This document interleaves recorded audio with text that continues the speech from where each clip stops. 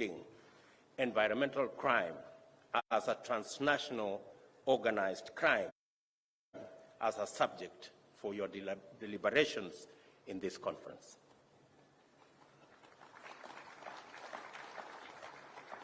Given that many of the challenges we face in Africa are shared global phenomena, I encourage the Africa Prosecutors Association to expand its collaborative network in order to plug into the framework of international cooperation and develop multilateral strategies for the prosecution of transnational organized crime.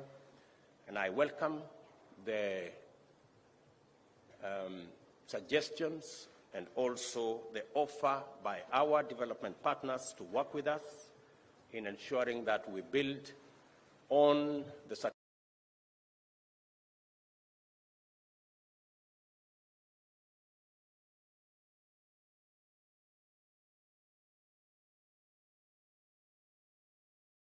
of these litigations are those people the Speaker was talking about.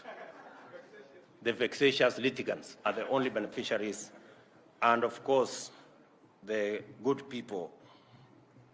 I do not want to run into trouble with lawyers, but they are the only other beneficiaries of those litigations. So I really encourage Parliament, if Parliament actually has the power to constitute itself into a court, how does one court take another court to court? You know, it really must be something that Parliament must really think about. And members from across the divide should be able to provide leadership in a manner that we can be able to create consensus on issues that affect the Houses of Parliament. It is time for the leadership of Parliament in both houses and the majority and minority parties to take a clear stand on this matter and decisively move to discourage the prosecution of parliamentary business in courts. There are some courses of action which automatically fall off our set of strategic options once we properly internalize our purpose, role, and function. For parliamentarians, court litigation is such a course of action. Let us resolve our issues within Parliament. As earlier observed, the National Assembly is essential to the proper functioning of government and the achievements of development aspirations. It holds immense power with fundamental implications over every dimension of national endeavor.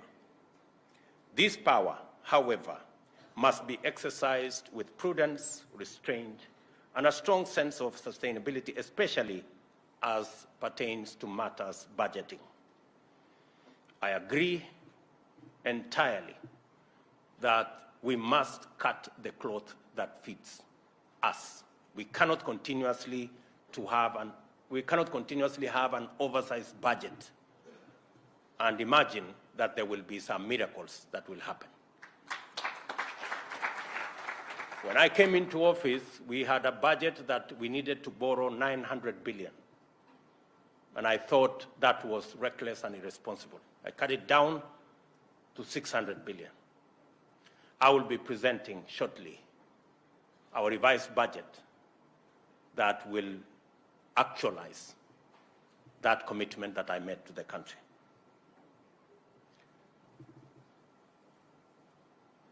The context of national budgetary decision-making, balancing limited resources against the demanding needs for equitable allocation and avoidable obligations, makes hard and unpopular decisions inevitable.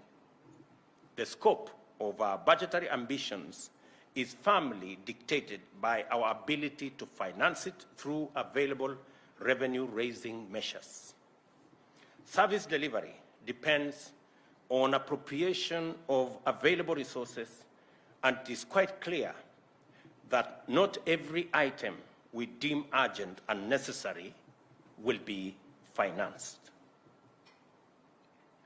And when I say available revenue-raising measures, I mean that each and every one of us, once we agree on a tax regime, each and every one of us must pay their part of taxes.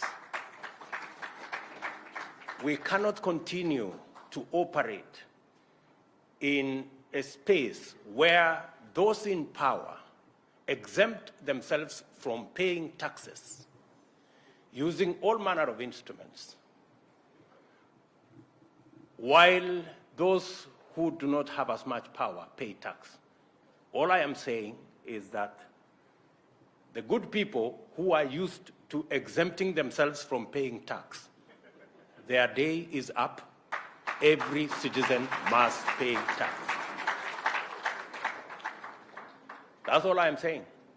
And it doesn't matter, even if they sponsor demonstrations so that they don't pay tax, I want to promise them they will pay tax. There's no more exemption. This country is not the animal farm, where some are more equal than others. We are going to have a society where every citizen carries a fair share of our burden to raise taxes.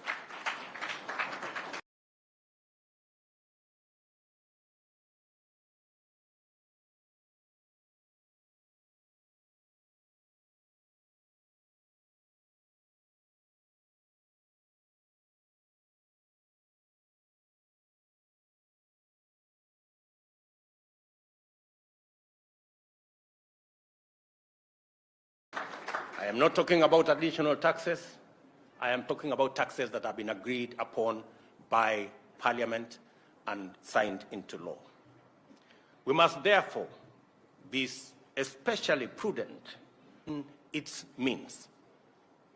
And that is a collective responsibility, both by the executive and by the legislature, that we ensure that our budget-making process is aligned to the resources that we have. This calls for us to bring back our expenditures within sustainable limits. Our recurrent expenditure currently outstrips revenue collection. You will recall that in our last interaction, I directed the National Treasury to reduce budgetary allocation, as I said, in this year's budget by about 300 billion. The reductions are going to be included in the supplementary budget for your consideration once the House resumes, and I am counting on your understanding and leadership to minimize non-essential expenditure. As pertains the NGCDF, you don't need to convince me about the importance of decentralized funds in meeting the everyday needs of ordinary citizens at the grassroots. I was a member of Parliament when there was no CDF. I was a member of Parliament when we introduced CDF. I know the difference. It is like day and night. I understand the pressure that you are under in regard to this matter, and I am also aware that the National Treasury has communicated its commitment to a disbursement schedule that is realistically aligned to revenue projections and actual collections. I therefore ask you to be understanding and to work with what is actually possible. And I will be as candid as I can be so that we don't overpromise and we don't underdeliver. I reiterate that we must take a stand and play our part in enhancing budgetary sustainability